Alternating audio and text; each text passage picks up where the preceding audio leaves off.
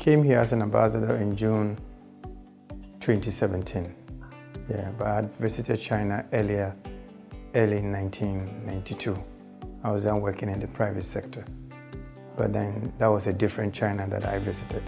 So when I came back in 2017, it was like day and night. Well, the first Beijing I visited, I saw a lot of bicycles.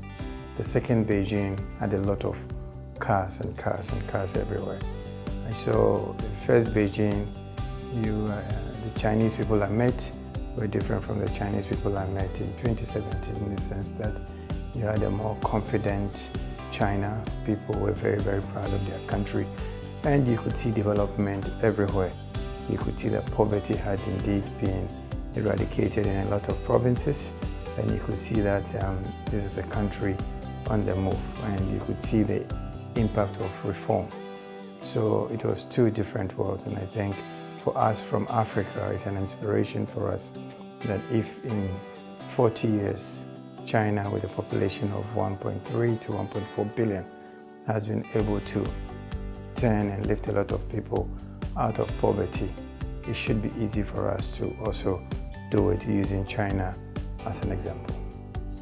These companies in Ghana that are helping us build our infrastructure. We have a lot of work to do in that area. We have a lot of roads to build, and our government believes in the Chinese philosophy that if you build a road, you create wealth.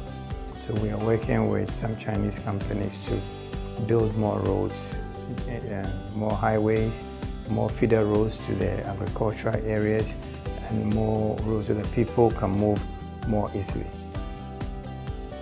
We're also working with them to build more bridges over our rivers, and we're hoping that with time we could also build more waterways, so that just like in China, when you go to most cities, they always have boats on the rivers.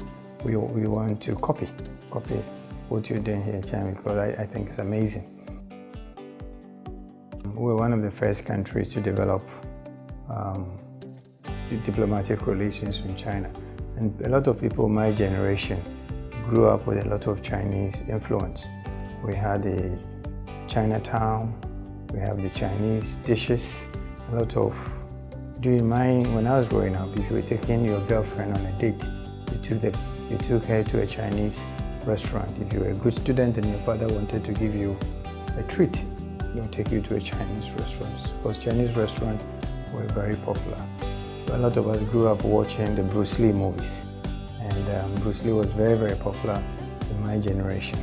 So China is not new to us. And if you go to Ghana today, a lot of intermarriages between Chinese men and Ghanaian women and Chinese men. So we do have that as well. So for us, China is not new. If you look at most African countries, including Ghana, 20 years ago, our largest trading partner, our largest developmental partner, most of our students were going to school in the West. They were either going to the US or they went to the UK. And where were we buying our clothes and our cars from? We were buying it from them. Today, we are buying it from China. We have to choose our friends. And nobody can tell us who to choose as our friends. We have to choose our business partners. Nobody can tell us who to choose as our business partners. We have to choose our playmates.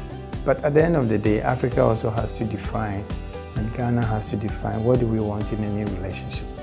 What do we want out of the relationship with China?